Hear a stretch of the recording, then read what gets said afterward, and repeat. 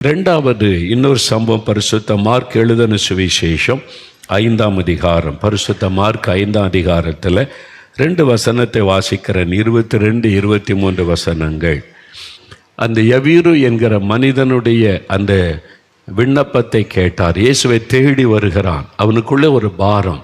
யவீரு என்பவன் ஜெபாலய தலைவன். அவனு கூட ஒரு பெரிய பொறுப்பில் இருக்கிற மனிதர், ஒரு பிரபலமான மனிதர், அந்த பட்டணத்திலே பிரபலமான மனிதர், ஒரு தலைவனாக இருக்கக்கூடிய மனிதர். அவருக்கு ஒரே ஒரு மகள், 12 வயதில் ஒரு மகள் தான். அப்போ ஒரு மகள்னா எவ்வளோ செல்லமாக பாசமாக வளர்த்துருப்பாங்க. அவள் வியாதிப்பட்டு மரணப்படுக்கையில் ஆகிவிட்டாள். அவர் சொல்லுகிறார், என்னுடைய மகள் மரண அவஸ்தையில் இருக்கிறாள், இப்போவோ அப்போவோ இறந்துருவா. அப்போ எவ்வளோ வைத்தியம் செய்திருப்பார். மருத்துவர்கள் கைவிட்டுட்டாங்க. இனி மரணம்தான் என்கிற சூழ்நிலை, கைவிடப்பட்ட ஒரு நிலைமை. இனி எங்கே போகிறது? யார் எனக்கு உதவி செய்வாங்க? என் பிள்ளைய கண்முன்னால் செத்து கொண்டு இருக்கிறதே. ஒரு பாரம், ஒரு துக்கம் அவர் அழித்து கொண்டு இருக்கிறாரு.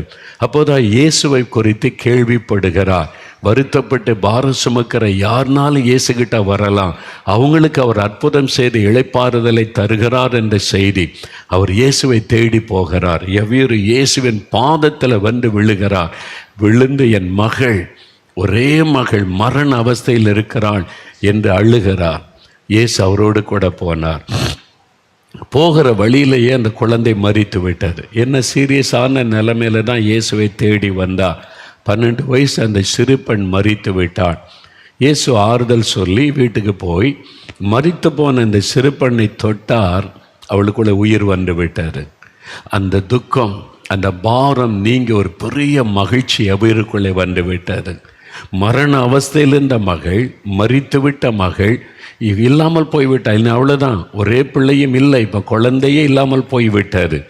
இயேசு வந்து தொட்டார், அந்த குழந்தை உயிர் பெற்றது. அவருடைய பாரம் நீங்கி ஒரு சந்தோஷம், மன மகிழ்ச்சி உண்டானது. எனக்கு அன்பானவர்களே, இன்றைக்கு குழந்தைகள், ஒவ்வொரு வீட்டிலும் குழந்தைகள், வியாதிப்பட்ட குழந்தைகளை வைத்து கொண்டு வேதனைப்படுகிற பெற்றோர், அல்ல என் குழந்தை இப்படி ஒரு குழந்தை எனக்கு பிறந்து விட்டது என்று மூளை வளர்ச்சி இல்லாத குழந்தையின் நிமித்தம் வேதனையோடு கண்ணீர் வடித்து கொண்டு இருக்கிற பெற்றோர், ஹைப்பர் ஆக்டிவாக இருக்குது. இந்த குழந்தை அடக்க முடியல. டாக்டர்ஸ் அதுக்கு ஒரு பெயர் சொல்கிறாங்க, ஹைப்பர் ஆக்டிவ்ன்றாங்க. எங்கேயுமே கூட்டிகிட்டு போக முடியல, பொது இடத்துக்கு போக முடியல. அந்த குழந்தை வினோதமாய் நடக்குது. அது ஒரு வியாதி. அந்த பிள்ளை பாதிக்கப்பட்டிருக்கு, வேணும்னு அதை செய்வது இல்லை. இன்னொரு பக்கம் பார்த்தீங்கன்னா ஆர்டிசம். இந்த குழந்தைக்கு ஆர்டிசம்னு டாக்டர் சொல்கிறாங்க. அதனால் இந்த குழந்தை என்ன செய்கிற, அந்த கை குழந்தை மாதிரி தான் நாங்கள் பார்த்து கொள்ள வேண்டியது இருக்கிறது. 10 வயசு 12 வயசு பிள்ளையை கூட எவ்வளோ பெரிய பாதிப்பு. இந்த மாதிரி குழந்தைகளோடு ஜெபம் பண்ணுவதற்கு அநேக பெற்றோர் வருவாங்க. அதை பார்க்கும் பொழுது மனதுக்கே ஒரு பெரிய வேதனை. அந்த பெற்றோருக்கு எப்படி இருக்கும்? இல்லை, பாதிக்கப்பட்ட இந்த குழந்தை வைத்து, இது ஒரு பக்கம். இன்னொரு பக்கம் குழந்தையே இல்லை. அந்த நிந்தை, அவமானம், வேதனை, அதுக்கு மத்தியில் கண்ணீரோடு நிற்கிறவர்கள். 1 சாமுவேல் 1ஆம் அதிகாரம் 7ஆம் வசனத்தில் வாசித்தால், அன்னாள் என்கிற ஒரு பெண், அவளுக்கு நல்ல கணவர், அன்பான கணவர், நிறைய சொத்து வசதி, எல்லாமே பக்தி உள்ள கணவர் எல்லாம் இருந்தது. குழந்தை இல்லை. அவர் ஆறுதல் படுத்துகிறார். நான் உன்னை ஒன்றும் சொல்லலையே, நீ சந்தோஷமாயிரு, குழந்தை இல்லைன்னா என்ன, நீ எனக்கு முக்கியம், நான் உனக்கு முக்கியன்னு சொல்லுகிறார். ஆனால் நிந்திக்கப்படுகிறாள், பரிகாசம் பண்ணப்படுகிறாள். மற்றவங்களுடைய சுடுசொல் அவருடைய உள்ளத்தை காயப்படுத்துகிறது, அவமானப்படுத்துகிறாங்க. அதனால் சாப்பிடாமல் அழுது கொண்டே இருக்கிறாள். சாப்பிட மனமில்லை. சிலர் சொல்லுவாங்க, இந்த குழந்தை இல்லாத நிலைமையில் சாப்பிட மனமில்லை. எதுக்கு வாழணும்? நமக்கு தான் ஒரு குழந்தை இல்லையே, எதுக்கு வாழணும்? பக்கத்தில் சொந்தக்காரங்க வீட்டுக்கு போக முடியல, ஒரு கல்யாணத்துக்கு போக முடியல, ஒரு சடங்குக்கு போக முடியல. பரிகாசம் பண்ணுறாங்க, ஒதுங்கி நில்லுன்னு சொல்கிறாங்க. சமுதாயம் புறக்கணிக்கிறது, கேவலமாக பேசுகிறாங்க, வீட்டார் பேசுகிறாங்க, வேலை செய்கிற இடத்துல பேசுகிறாங்க. வேதனைப்படுகிற ஆண்களையும் பெண்களையும் நான் பார்த்திருக்கிறேன். சகோதரர்கள் கூட வேலை செய்கிற இடத்துல இப்படி பரிகாசமாக பேசுகிறாங்க, நிந்தையாக பேசுகிறாங்க. எத்தனை வருஷம் ஆச்சு, இன்னும் குழந்தை இல்லையான்னு கேட்கும்போது இருதயம் காயப்படுகிறது. நீலாம் எதுக்கு இந்த ஃபங்க்ஷனுக்கு வர்ற, உனக்கு தான் குழந்தை இல்லையே, அது சொல்லி அவமானப்படுத்தும் போது இருதயமே நொறுங்கி ஏன் வாழ வேண்டும் என்று தோன்றுகிறது. 10 வருஷம் ஆச்சு, 15 வருஷம் ஆச்சு, இனி குழந்தை பிறக்க வாய்ப்பு இல்லை. மருத்துவம் கைவிட்டு விட்டது. லட்சக்கணக்காக பணம் செலவு பண்ணியும் மருத்துவம் கைவிட்டு விட்டது. என்ன பண்ணுவது? 2 முறை கருசதவை ஏற்பட்டு விட்டது. குழந்தை கிடைச்சிரோன்னு நினைச்சா அழிந்து விட்டது 2 முறையும். இனி அவ்வளவுதான் என்கிற ஒரு சூழ்நிலை. குழந்தை இல்லையே என்ற வேதனை ஒரு பக்கம். பிறந்த குழந்தை இப்படி இருக்குது, ஆட்டிசமாக இருக்குது, மூளை வளர்ச்சி இல்லாமல் இருக்குது, பிறவிலேயே இந்த குழந்தை பாதிக்கப்பட்டிருக்குன்னு சொல்கிறாங்க, ஹார்ட்டில் ப்ராப்ளம்ன்றாங்க. குழந்தை பிறந்து 1 வயசு ஆகிறதுக்குள்ள ஆப்ரேஷன் பண்ணணும்னு சொல்கிறாங்க. பாதிக்கப்பட்ட குழந்தை, வியாதிப்பட்ட குழந்தை, இப்படி எல்லாம் வேதனையில் இருக்கிற ஒரு மன நிலைமையில் ஒரு பாரம், துக்கம், நிம்மதியாக இருக்க முடியல. அந்த குழந்தைகளை நினச்சி சந்தோஷப்படவும் முடியல. அந்த குழந்தைய நினச்சி அன்பு காட்டுகிறோம், பாசம் காட்டுகிறோம். ஆனால் உள்ளம் பாதிக்கப்பட்டு இருக்கிற இந்த பிள்ளையுடைய எதிர்காலம் என்ன? இந்த குழந்தை நாம் இப்போ ஓகே, இன்னும் பெருச பிள்ளைய வளர்ந்தா எப்படி? அதனுடைய எதிர்காலம் என்ன? பல கேள்விகள் உள்ளத்தை கசக்கி பிழிகிறது. பாரம். எத்தனையோ குடும்பத்தில் இந்த பாரத்தோடு இருக்கிறீங்க, ஒரு துக்கம், வேதனை, இந்த பாரத்தோடு இருக்கிறீங்க. ஆண்டு சொல்லார், வருத்தப்பட்டு பாரம் சுமக்கிறவர்களே என்கிட்ட வாங்க, உன் குழந்தையை கொண்டு வாங்க, நான் தொட்டு ஆசீர்வதிக்கிறேன், நான் குழந்தையை தொட்டு குணமாக்குகிறேன். ஆண்டவர் சொல்லுகிறார், நான் குணமாக்குகிறேன், நான் அற்புதம் செய்கிறேன், உன் பாரத்தை நான் மாற்றுகிறேன் என்று ஆண்டவர் சொல்லுகிறார். அவரிடத்துல குழந்தைகளை கொண்டு வந்தாங்க தாய்மார்கள், சீஷர்கள் அதட்டினாங்க, இயேசுவை டிஸ்டர்ப் பண்ணாங்க, போங்க என்ன. இயேசு சொன்னார், இல்லை, பிள்ளைகளை என்கிட்ட வரட்டும், அவங்கள நான் ஆசீர்வதிக்கணும். ஆண்டவர் கரம் வைத்த பிள்ளைகளை ஆசீர்வதித்தார். குழந்தை இல்லாதவளுக்கு குழந்தையை கொடுத்து துக்கத்தை மாற்றுகிறவர். பாதிக்கப்பட்ட குழந்தைகளுக்கு சுகம் கொடுத்து அந்த பாரத்தை மாற்றி ஆறுதல் படுத்தி மகிழ பண்ணுகிற தேவன் இன்றைக்கு உங்கள் வீட்டில் இந்த அற்புதத்தை செய்ய போகிறார். இன்றைக்கு பாதிக்கப்பட்ட உள்ளத்தோடு வேதனையோடு காணப்படுறீங்களா? இன்றைக்கு ஆண்டவர் கற்பத்தின் கனி இல்லையே, ஒரு குழந்தை இல்லையே, 13 வருஷம் கடந்துட்டு, 15 வருஷம் கடந்துட்டு, இனி எங்கே? எல்லா ட்ரீட்மெண்ட்டும் பார்த்தாச்சு, இனி அவ்வளவுதான் அப்படி நினைக்கிறீங்களா? இல்லை, இயேசு சொல்கிறார், என் மகளே, என் மகனே, நான் உன் பாரத்தை மாற்றுவேன், உன் துக்கத்தை மாற்றுவேன், உன் வருத்தத்தை மாற்றுவேன், நீ என்கிட்ட வான்னு சொல்லுகிறார். நீங்கள் அவரிடத்துல வந்து அந்த பாரத்தை சொல்லும் பொழுது கட்டாயம் உங்களுக்கு அற்புதம் செய்து நிந்தையை மாற்றும்படி ஒரு அற்புதம் செய்வார். உங்களுடைய அவமானங்கள் நீங்கும்படி ஒரு குழந்தை செல்வத்தை தருவார். இல்லை, பாதிக்கப்பட்ட குழந்தையாலாம் இருக்குது, மூளை வளர்ச்சி இல்லையே, சரீரம் பாதிக்கப்பட்டிருக்குது, வியாதிப்பட்ட குழந்தையாலாம் இருக்குது, டாக்டர் சொல்கிறாங்க இந்த குழந்தை பிழைக்காதுன்னு வேற சொல்கிறாங்களே. ஆண்டு சொல்லார், என்கிட்ட கொடு, உன் குழந்தைய நான் தொடுறேன், நான் சுகமாக்குகிறேன், என்கிட்ட கொடுன்னு ஆண்டு சொல்லுகிறார். அவர் கையில் கொடுங்க, அவருடைய பாதத்தில் வச்சிருங்க. எவ்வீரு இயேசுகிட்ட வந்து கண்ணீர் விட்டு அழுதான், அவருடைய பாதத்தில் விழுந்தான், தன்னுடைய பாரத்தையெல்லாம் சொன்னான். ஒரே குழந்தை, ஒரே பெண் குழந்தை சாக கிடக்குது, வேதனைப்படுகிறது. நான் வர்றேன், வர்ற வழியில் குழந்தை இறந்துட்டு முடிஞ்சு போச்சு எல்லாம். இல்லை, அழாத, நான் அந்த குழந்தை உயிரோடு எழுப்பி தருகிறேன். இயேசு எழுப்பி கொடுத்தார்ல, உங்களுக்கு செய்வார். பாதிக்கப்பட்ட குழந்தையை குணமாக்குவார். இல்லாத ஒரு குழந்தை உங்களுக்கு உருவாக்கி தருவார். அவரால் முடியும். வருத்தப்பட்டு பாரம் சுமக்கிறவர்களே என்கிட்ட வாங்க, இளைப்பாறுதல் தருவேன்னு இயேசு சொன்னார். அந்த வருத்தம், டாக்டர்ஸ் கைவிட்டுட்டாங்க, மருந்துகள் கைவிட்டு விட்டார். இனி இந்த மாதிரி உங்களுக்கு குழந்தை பிறக்க வாய்ப்பே இல்லை, மருத்துவர்கள் சொல்லிட்டாங்க. இந்த மாதிரி நேரத்தில் இயேசுவை தேடி வந்தாங்க, இயேசுவின் சமூகத்தில் கண்ணீர் விட்டாங்க. 13 வருஷம் ஆயிட்டு, இனி குழந்தை பிறக்குமா? மருத்துவம் வேறு இப்படி சொல்லுது, அதனால் வாய்ப்பே இல்லை. ஆனால் இயேசு இயற்கைக்கு மேற்பட்ட காரியத்தை செய்வார். அதுதான் அற்புதம். எல்லாரும் கைவிட்டாங்களா? இனி குழந்தை பிறக்க வாய்ப்பே இல்லைன்னு மருத்துவம் சொல்லிவிட்டதா? இயேசு உங்களை பார்க்கிறார், உங்களுடைய கண்ணீரை பார்க்கிறார், உங்களுடைய பாரத்தை பார்க்கிறார். முதலாவது குழந்தை இல்லாதவளுக்காக நான் இப்போ ஜெபிக்க போகிறோம். அடுத்தது குழந்தை, பாதிக்கப்பட்ட குழந்தைகளை வச்சிருக்கிறவங்களுக்கு ஜெபிக்க போகிறோம். ஒரு 5 நிமிடம் ஜெபிக்கலாமா? முழங்கால் படியிட்டு கணவன் மனைவி இணைந்து ஜெபிக்கிற கண்ணீரின் ஜெபத்தை ஆண்டவர் கேட்கிறார். எங்களுக்கு செய்க ஆண்டவரே, எங்களையும் ஆசீர்வதிங்க ஆண்டவரே. 2 முறை கருச்சிதைவு ஏற்பட்டு விட்டாரு, இனிமேல் கர்ப்பப்பை பலவீனப்பட்டு விட்டதுன்னு சொல்கிறாங்க. இயேசுவால முடியும், இயேசுவால முடியும். அவர் உங்களுக்கு அற்புதம் செய்கிற ஆண்டவர். ஜெபமனுங்க, ஜெபமனுங்க. கண்ணீரோட முதலாவது கற்பத்தின் ஆசீர்வாதத்துக்கு ஜெபம்.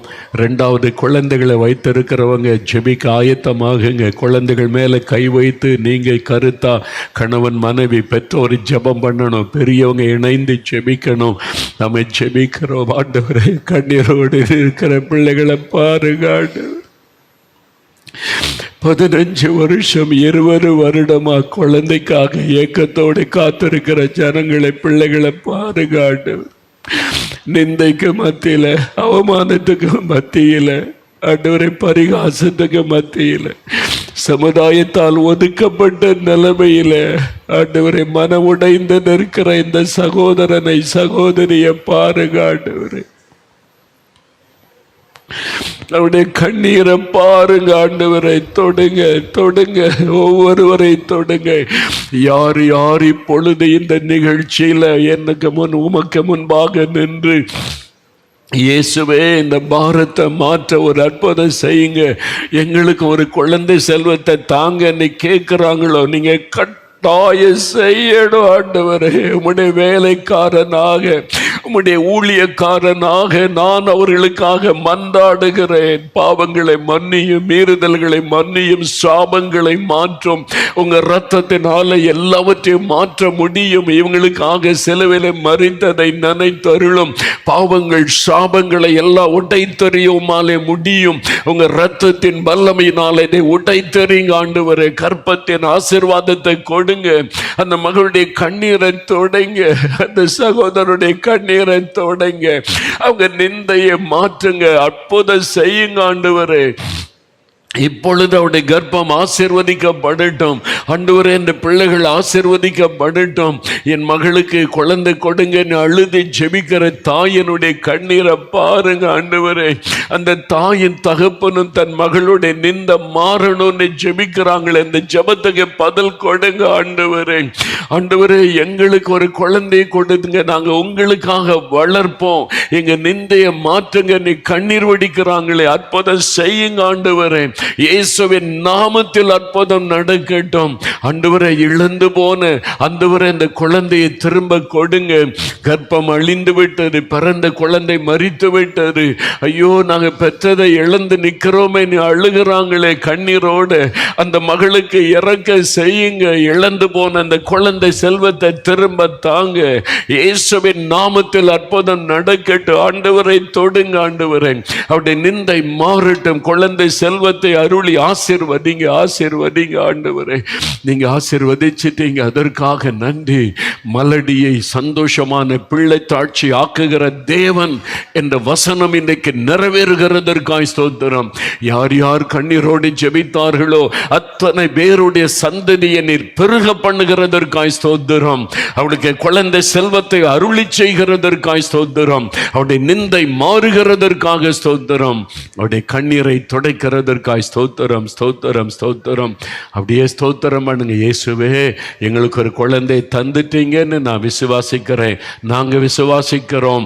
உமக்காக அந்த குழந்தையை வளர்ப்போம் ஆண்டவரேன்னு சொல்லுங்க. ஸ்தோத்திரம் பண்ணுங்க. ஆண்டவர் தந்து விட்டார், ஆசீர்வதித்து விட்டார். ஒருபவ கால திட்டத்தில் ஒரு குழந்தையை நீங்கள் அணைத்து கொள்ளுவீங்க. இயேசுவுக்கு நன்றி சொல்லுங்க. அடுத்த வருஷம் ஒரு குழந்தையோட மகிழ்ச்சியோட இயேசுவை நீங்க சாட்சி சொல்லி மகிமைப்படுத்துவீங்க.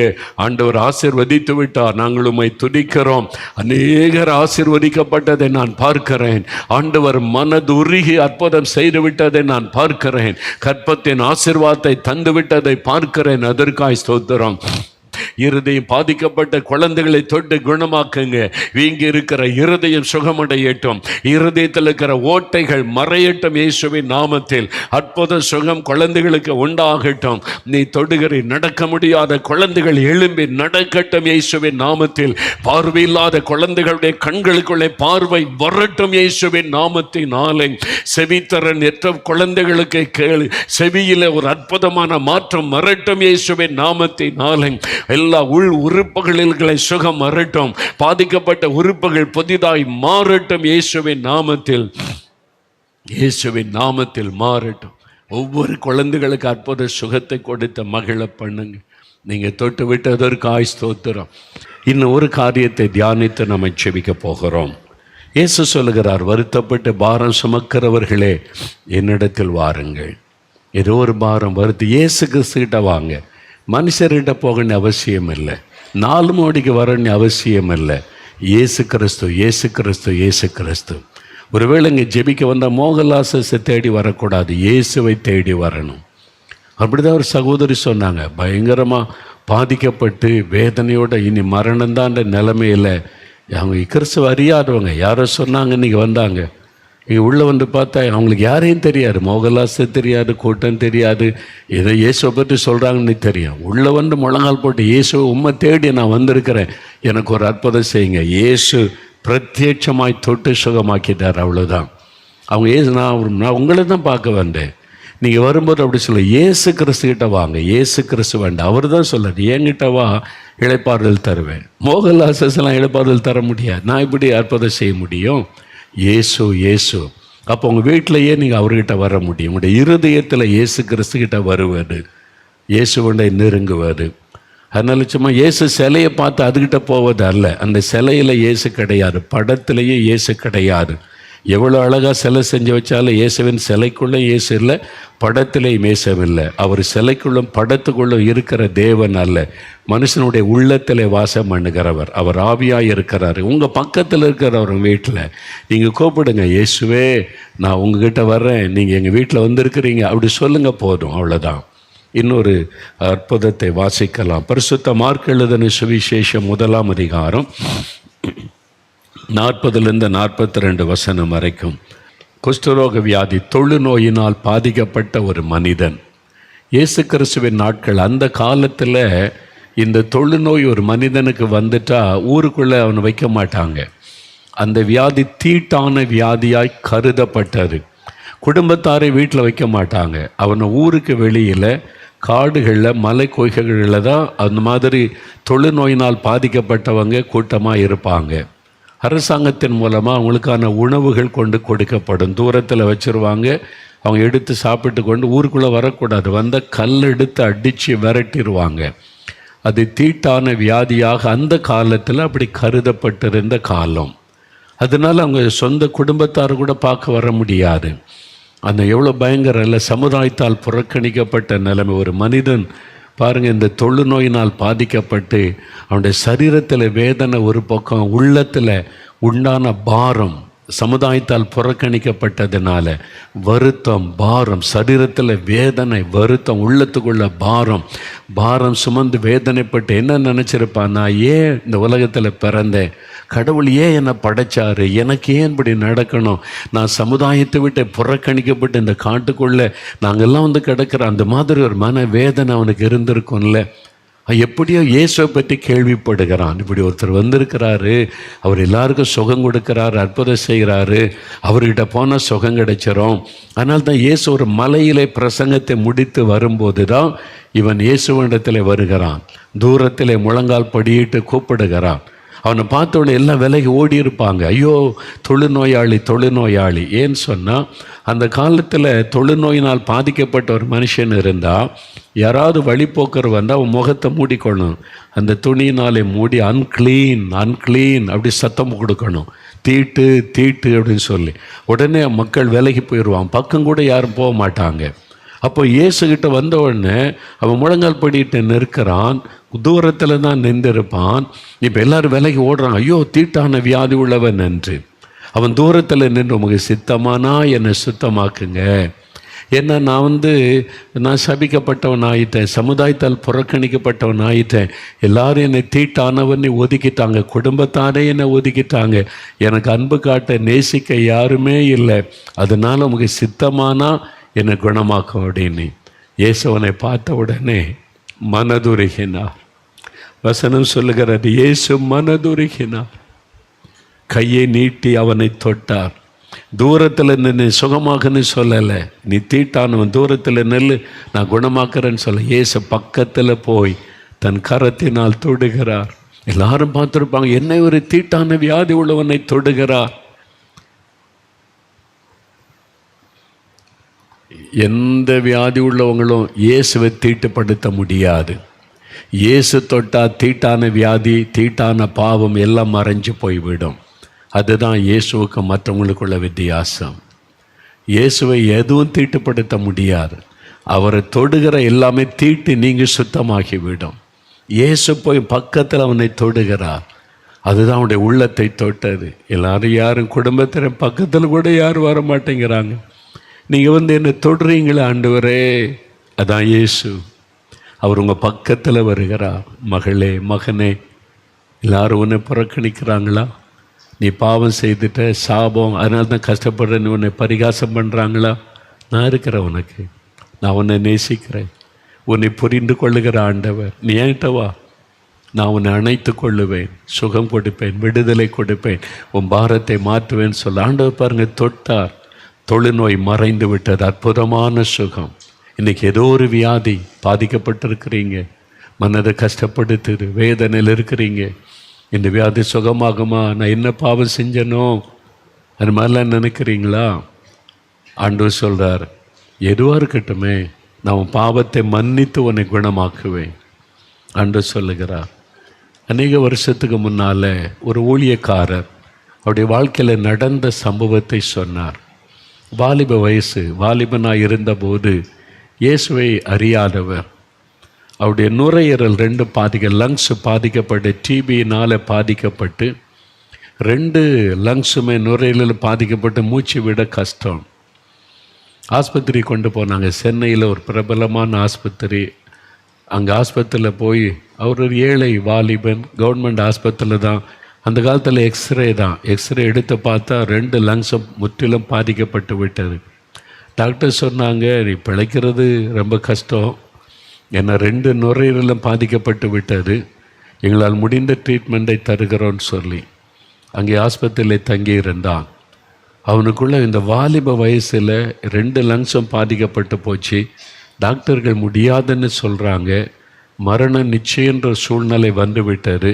ஏதோ என்னை ஆறுதல் படுத்த டாக்டர்ஸ் பேசுகிறாங்க, எனக்கு நல்லா தெரியுது இனி நான் பிழைக்க முடியாது. ஏன் இந்த வாலிப வயசில் எனக்கு இந்த வியாதி? நான் ஏன் இப்படி ஒரு மரண வேதனையில் இருக்கணும்? அழுது கொண்டே இருப்பான், படுக்கையில் அழுது கொண்டே இருப்பான். எனக்கு ஏன் இந்த வியாதி? நான் என்ன பாவம் செய்கிறேன்? இப்படி பல கேள்விகள் உள்ளத்தில். அந்த பாரம் அழித்து கொண்டே தூங்க முடியாது, சாப்பிட முடியாது. அந்த மன அழுத்தம் அவனுக்குள்ளே செத்து போயிடலாம். கொஞ்சம் கொஞ்சமாக இந்த வியாதியில் சாவதை விட ஒரேடியாக செத்துடலான்னு சொல்லி ஒரு நாள் மாலை நேரம் அவன் ஆஸ்பத்திரி விட்டு வெளியேறினான். வெளியேறி ட்ரெயினில் விழுந்து செத்துடலான்னு சொல்லி ஒரு ட்ரெயின் போகக்கூடிய அந்த ரயில்வே லைனில் அப்படியே நடந்து கொண்டிருந்தான். அப்படி ஒரு இரவு நேரம், ஒரு 8 மணி 8:30 மணி இருக்கு. அப்படி ஒரு இரவு நேரம், அப்படி இருள் சூழ்ந்து இருக்கிறது. யாருமில்லாத இடத்துல ட்ரெயினில் விழுந்துருன்னு சொல்லி நடந்து கொண்டே இருக்கிறான். மனதில் பாரம், துக்கம் அழுத்தி கொண்டே இருக்கிறார். யார் எனக்கு இருக்கிறாங்க? யார் என் மீது அக்கறைக்குள்ளே இருக்கிறாங்க? இந்த மன வேதனையோடு அழுது கொண்டே சாவதற்கு போய்கொண்டிருக்கிற நேரம் திடீரென்று ஒரு சத்தமுடைய காதலை துணிக்கிறது. மரணத்தை நோக்கி ஓடிக்கொண்டிருக்கிற வாலிபனே, நீ வா என்னிடத்தில் என்று இயேசு அழைக்கிறார். ஒரு சத்தம். மரணத்தை நோக்கி ஓடிக்கொண்டிருக்கிற வாலிபனே, நீ வா என்னிடத்தில், நான் உனக்கு இளைப்பாறுதல் தருவேன். அந்த சத்தம் கேட்டவுடனே நின்றான். திரும்பி அங்கங்கே பார்க்குறான். ரயில்வே லைன், ட்ரெயின் இன்னும் கொஞ்சம் நேரத்தில் வந்துவிடக்கூடும், ஆள் நடமாட்டமே இல்லை, யார் சத்தம் கேட்குது அப்படின்னு யோசிக்கிறான். திரும்ப அதே சத்தம். அப்போ கேட்டது தூரத்தில் ஒரு வெளிச்சம் தெரிகிறது. அப்போ அங்கேருந்து தான் அந்த சத்தம் வருது. மைக்கில் பேசுகிற அந்த ஸ்பீக்கர் பாக்ஸ்லேருந்து வருகிறது. ஏதோ அங்கே நடக்குதே அப்படின்னு சொல்லி அவன் அறியாதபடி அந்த சத்தம் அந்த இடத்தை நோக்கி நடக்க ஆரம்பித்தான். அங்கே போன மைதானத்தில் ஒரு கூட்டம் நடக்கிறது. ஏராளமான மக்கள் உட்கார்ந்துருக்கிறாங்க. மேடையில் ஒருவர் பிரசங்கித்து கொண்டு ஜெபம் நடத்தி கொண்டு இருக்கிறார். அவர் ஜெபம் நடத்தும் போது அவருடைய வாயிலிருந்து வந்த வார்த்தை தான் அது. மரணத்தை நோக்கி ஓடிக்கொண்டிருக்கிற வாலிபனை, நீ வா என்னிடத்தில், இளைப்பாறுதல் தருவேன் என்று இயேசு அழைக்கிறார் என்று. அப்போ அந்த வார்த்தை தான் தன் காதலை விழுந்தது. அவன் நினைச்சா, இயேசு தான் என்னை அழைத்திருக்கிறார், நான் தானே மரணத்தை நோக்கி ஓடிக்கிட்டு இருந்தேன், நான் தானே தற்கொலை பண்ண போய் கொண்டிருந்தேன், எனக்காகத்தான் அந்த வார்த்தை வெளிப்பட்டு இருக்கிறது என்று சொல்லி கொஞ்ச நேரம் நின்று பார்த்தான். நீ இயேசுவண்ட வா, உனக்கு ஒரு விடுதலை சுகம் உண்டுன்னு அந்த ஊழியர் அழைப்பு கொடுத்த போது அநேகர் மேடைக்கு அருகில் போனாங்க. இவனை ஓடி போனான். ஓடி போய் முழங்கால் படிட்டு, இயேசுவே உம்மிடத்தில் வந்திருக்கிறேன், சாக போனேன்னு கூப்பிட்டீங்களே, தற்கொலை பண்ண போன என்ன நீங்கள் தானே கூப்பிட்டீங்க, நான் வந்திருக்கிறேன், இளைப்பாறுதல் தாங்க, எனக்கு சுகம் தாங்க. நீ கண்ணீர் விட்டு அவன் அழுதான், கண்ணீர் விட்டு அழுதான். ஆண்டவர் அந்த கண்ணீரை கண்டா, ஆண்டவருடைய வல்லமை தொட்டது. அவனுக்குள்ளே உடனே ஒரு சுகத்தை உணர்ந்தான், அவனுக்குள்ள ஒரு மாற்றம் உண்டானதை உணர்ந்தான். நல்ல மூச்சு விட முடியுது, கஷ்டம் இல்லை, ஒரு சுகம் உண்டானதை உணர்ந்தான். ஒரு பெரிய சந்தோஷம், உள்ளத்தில் ஒரு பெரிய மகிழ்ச்சி. என் பாரமெல்லாம் போய்விட்டது. ஒரு இளைப்பாறுதல், சந்தோஷம், சமாதானம். திரும்ப ஆஸ்பத்திரிக்கு போனான். ராத்திரி 10 மணிக்கு ஆஸ்பத்திரியில் அவனை தேடுறாங்க டாக்டர்ஸ் எல்லாம். பெட்டில் இருந்த வியாதிஸ்தன் எங்கே, எப்படி வெளியே போனான், எப்படி விட்டீங்க? இவன் போய் நின்றான், சந்தோஷமா சொன்னான், நான் தான் சாக போனேன், ஆனால் ஒருவர் என்னை தடுத்து விட்டார். தற்கொலை பண்ணி சாக போன என்னை ஒருவர் தடுத்து நிறுத்தி விட்டார். எனக்கு சுகம் கொடுத்துட்டார். டாக்டர் என்ன இன்னொரு எக்ஸ்ரே எடுத்து பாருங்கன்னா, உன்னை எக்ஸ்ரே தான் நம்மகிட்ட இருக்குது தம்பி, நீ ஏதோ வியாதி வேதனையில் சொல்கிற. இல்லை, நான் சுகமாயிட்டேன், ஒரு எக்ஸ்ரே எடுத்து பாருங்க கெஞ்சினான்.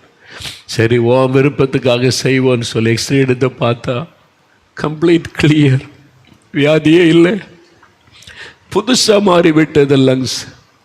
அதை பார்த்தா டாக்டர்ஸுக்கே குழப்பம். இந்த எக்ஸ்ரேல எப்படி இருக்குது, இந்த எக்ஸ்ரேல எல்லாம் லங்ஸ் புதுசாக இருக்குது, எப்படி? அந்த வாலிபன் 2 கையில் எடுத்துக்கிட்டு ஆஸ்பத்திரியில் துள்ளி குதித்து ஓடி, நான் சுகமாயிட்டேன், நான் சுகமாயிட்டேன், ஏசு என்னை சுகமாக்கிட்டேன். பெரிய சந்தோஷம், பெரிய மகிழ்ச்சி. துக்கத்தை சந்தோஷமாய் மாற்றுகிற இயேசு, துக்கத்தை சந்தோஷமாய் மாற்றுகிற இயேசு. மைதானத்தில் கூட அவர் அற்புதம் செய்வார், உங்க வீட்டுக்குள்ள அற்புதம் செய்வார். அவரை தேடி நீங்க எங்க ஓட வேண்டியதில்லை, பணம் செலவு பண்ண வேண்டியதில்லை, விசுவாசித்தா போதும். எனக்கு சொல்றார், மகனே மகளே, வருத்தப்பட்டு பாரம் சுமந்து வியாதியினால வேதனைப்பட்டு ஒடுங்கி போய் நிற்கிறாயா, ஏன்கிட்ட வா, நான் உன்னை குணமாக்குகிறேன். மத்தேயு 14:14 சொல்லுகிறது, வியாதிஸ்தரை கண்டு இயேசு மனதுருகி அவர்களை தொட்டு குணமாக்கினார். ஏன் தெரியுமா? மத்தேயு 8:17 வாசிக்கிறோம், நம்முடைய பலவீனங்களை, நோய்களை சிலுவையில் இயேசு சுமந்தார். நம்முடைய பாவங்கள் சாபங்களை மாத்திரம் அல்ல, நம்முடைய நோய்கள் பலவீனங்களை கூட இயேசு சிலுவையில் சுமந்தார். அவருடைய தழும்புகளால் குணமாகிறோம். அவருடைய தழும்புள்ள கரங்களுக்காய் நீட்டப்பட்டு இருக்கிறார். என்ன வியாதியானாலும் குணமாக்குவார். முழங்கால் படிடலாமா? வியாதி உள்ளவங்களுக்காக ஜெபிக்க போற, முழங்கால் படியிடுங்க. இயேசு என்கிற அற்புதமான ஒரு ஆண்டவர் நான் உனக்கு செய்வேன்னு சொல்கிறார். இருதயம் பாதிக்கப்பட்டுட்டா அங்கே கை வைங்க, லங்ஸ் பாதிக்கப்பட்டிருக்குதா அங்கே கை வைத்து கொள்ளுங்க. கிட்னி செயலற்று போச்சுதா, இன்றைக்கி செயலிழந்த கிட்னி ஆண்டவர் செயல்பட வைக்கிறார். கெட்டு போன இருதயத்தை புதிதாய் மாற்றுகிறார். பாதிக்கப்பட்ட கண்களை புதிதாய் மாற்றுவார்.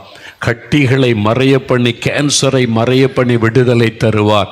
கர்ப்பப்பையிலே சுகம் தருவார். எலும்புகள், நரம்புகள் எங்கே பாதிப்போ கை வைத்து கொள்ளுங்க, அல்லது இருதயத்தில் கை வைத்து கொள்ளுங்க. வியாதிப்பட்ட யாராவது உங்கள் வீட்டில் இருந்து அவங்க மேலே கை வைத்து கொள்ளுங்க. ஆஸ்பத்திரியில் இருக்கிறவங்க அவங்க மேலே கை வைத்து கொண்டு இயேசுவே தொடுங்க, இயேசுவின் நாமத்தை சொல்லுங்க, இயேசுவின் பெயரை சொல்லுங்க. இயேசுவே உங்களுடைய தள்ளும்புள்ள கரத்தினாலே தொடுங்க, குணமாக்குங்கன்னு சொல்லுங்க. ஜெபிக்க ஆரம்பிங்க, ஜெபிக்க ஆரம்பிங்க. இயேசுவே குணமாக்குங்க, இயேசுவே சுகம் தாங்க, இயேசுவே விடுதலை கொடுங்க. இயேசுவே இந்த வியாதியின் கட்டுகள் அறுக்கப்படட்டும், இந்த கேன்சர் வியாதி மறையட்டும், இந்த ஆஸ்துமா வியாதி இயேசுவின் நாமத்தில் விலகட்டும். இயேசுவே இயேசுவே என்னை தொடுங்க. அல்சர் வியாதி இயேசுவின் நாமத்தில் மறையட்டும். என் எலும்புகளிலே சுகம் அரட்டும், நரம்புகளிலே சுகம் அரட்டும், கர்ப்பப்பையிலே சுகம் அரட்டும். இயேசுவின் நாமத்தில், இயேசுவின் நாமத்தில், இயேசுவின் நாமத்தில். ஆண்டவரே ஆண்டவரே இந்த வாத வியாதிகள் எல்லாம் விலகட்டும், பயன்படுத்த முடியாத கைகள் சுகமடையட்டும், கால்கள் சுகமடையட்டும், சிறுநீரக சுகமடையட்டும். ஜெபிங்க. பொல்லாத கேன்சர் வியாதி மறையட்டும் இயேசுவின் நாமத்தில். ஆண்டவரே தொடுங்கப்பா, தொடுங்கப்பா, ஒவ்வொருவரே தொடுங்கப்பா. கண்ணீரோடு இந்த பிள்ளைகள் ஜெபிக்கிறாங்க, கண்ணீரோடு ஜெபிக்கிறாங்க. இயேசுவே உமக்கு ஸ்தோத்திரம். கொடுக்கிற விடுதலைக்காக உமக்கு நன்றி. சரீரத்தில் மாற்றம் உண்டாகிறது. இயேசுவே ஸ்தோத்திரம்னு சொல்லி இயேசுவுக்கு நன்றி சொல்லுங்க. அநேகருடைய பாதிக்கப்பட்ட உறுப்புகளை பொழுது இயேசு தொடுகிறார். இருதயம் பாதிக்கப்பட்டவர்கள் இயேசுவின் நாமத்தில் புதிய இருதயமாய் மாறுகிறாரு. இருதயம் நார்மலாய் துடிக்கும்படி கர்த்தர் மாற்றத்தை, சுகத்தை கொடுக்கிறார். இருதயத்தில் வாழ்வு பாதிக்கப்பட்டு விட்டாரு. இருதயத்தில் அந்த ஆபரேஷன் பண்ண வேண்டும் என்று சொல்லி இருக்கிறாங்க. இல்லை, இயேசு உங்களை குணமாக்குகிறார். ஆபரேஷன் தேவையில்லை என்று சொல்லும்படி ஆண்டவர் குணமாக்குகிறார். அநேகருடைய இருதயத்தை இயேசு தொடுகிறார். சிலருடைய சிறுநீரகத்தை பொழுது இயேசு தொடுகிறார். கிட்னியில் சுகம் உண்டாகிறது. சிறுநீரகம் செயல்பட ஆரம்பிக்கிறது. உங்களுக்கு விடுதலை இயேசுவின் நாமத்தில். சுகத்தை பெற்றுக்கொள்ளுகிறீர்கள். இரைப்பையில கேன்சர், இரைப்பையில கேன்சரோடு ஜெபிக்கிற சகோதரி, இயேசு உங்களை தொட்டு குணமாக்குகிறார். அந்த கேன்சர் மறைகிறது இயேசுவின் நாமத்தில். விடுதலை பெற்றுக்கொள்ளுகிறீங்க. இயேசுவுக்கு நன்றி சொல்லுங்கள். இப்பொழுது ஆண்டவருடைய வல்லமை நரம்பு மண்டலத்தை தொடுகிறது, எலும்புகளை தொடுகிறது. எல்லா நோய்களும் இயேசுவின் நாமத்தில் விலகுகிறது. இப்பொழுது இயேசுவின் நாமத்தில் விடுதலை கொடுக்கிற இயேசுவுக்கு நன்றின்னு சொல்லுங்க. வாய் திறந்து நன்றி இயேசுவேன்னு சொல்லுங்க. இயேசுவே உமக்கு ஸ்தோத்திரம். எழும்பி நடங்க இயேசுவின் நாமத்தில். சகோதரனை எழும்பி நடங்க. இனி அந்த கைத்தடி தேவையில்லை, இனி அந்த வாக்கர் தேவையில்லை. அதை தூர வீசிவிட்டு எழும்பி நடங்க இயேசுவின் நாமத்தில். கால்கள் புதிதாய் மாறுகிறது, எலும்புகளில் சுகம் வருகிறது. நசரேயனாகிய இயேசுவின் நாமத்தில் சரீரத்தின் ஒவ்வொரு உறுப்புகளுக்குள்ளும் சுகமளிக்கிற வல்லமை இறங்கட்டும். கட்டுகள் அறுக்கப்படட்டும் இயேசுவின் நாமத்தில். விடுதலை உண்டாகட்டும், சுகம் உண்டாகட்டும். அற்புதம் நடக்கிறதற்காக நன்றி. மரண படுக்கைகள் மாறட்டும். ஆஸ்பத்திரியில் இருக்கிற மரண படுக்கை மாறட்டும் இயேசுவின் நாமத்தில். சுகம் உண்டாவதாக, கட்டுகள் அறுக்கப்படுவதாக. ஒவ்வொரு குடும்பத்திலும் இன்றைக்கு அற்புதம் நடக்கணும் ஆண்டவரே. ஒவ்வொரு வீட்டுக்குள்ளும் இன்றைக்கு அற்புதம் நடக்கணும். அசுத்த ஆவிகள் விலகட்டும் இயேசுவின் நாமத்தில். பிசாசுகள் ஓடட்டும் இயேசுவின் நாமத்தில். பயத்தின் ஆவிகள், தற்கொலையின் ஆவிகள் விலகட்டும். கட்டுகள் அறுக்கப்படட்டும் இயேசுவின் நாமத்தில். மரண போராட்டங்கள் குடும்பங்களை விட்டு விலகட்டும் இயேசுவின் நாமத்தில். ஒவ்வொரு குடும்பத்திலும் விடுதலை, ஒவ்வொரு வீட்டுக்குள்ளும் அற்புதம் நடக்கட்டும். இப்பொழுது சப்பானிகள் நடப்பார்களாக இயேசுவின் நாமத்தில். குருடர்கள் பார்வை அடைவார்களாக இயேசுவின் நாமத்தில். செவிட்ட காதுகள் திறக்கப்படுவதாக இயேசுவின் நாமத்தில். பாதிக்கப்பட்ட உறுப்புகள் சுகம் அடைவதாக இயேசுவின் நாமத்தில். ஒவ்வொருவருக்கும் அற்புதம் நடக்கட்டும். ஒவ்வொருவருக்கும் விடுதலை, சுகம் உண்டாகட்டும். குழந்தைகளுக்கு சுகம், பெரியவர்களுக்கு சுகம், முற்றிலும் விடுதலை இயேசுவின் நாமத்தில். விடுதலை உண்டாகிறது. வாய் திறந்து ஸ்தோத்திரம் பண்ணுங்க. இயேசுவே ஸ்தோத்திரம், ஸ்தோத்திரம். வாய் திறந்து துதிக்க ஆரம்பிங்க. அல்லேலூயா, உமக்கு நன்றி. மனதாரமை துதிக்கிறோம். இயேசுவின் நாமத்தில் ஜெபிக்கிறோம். ஆமேன், ஆமேன். கர்த்தருடைய ஆசீர்வாதம் உங்களோடு இருப்பதாக. ஆமேன்.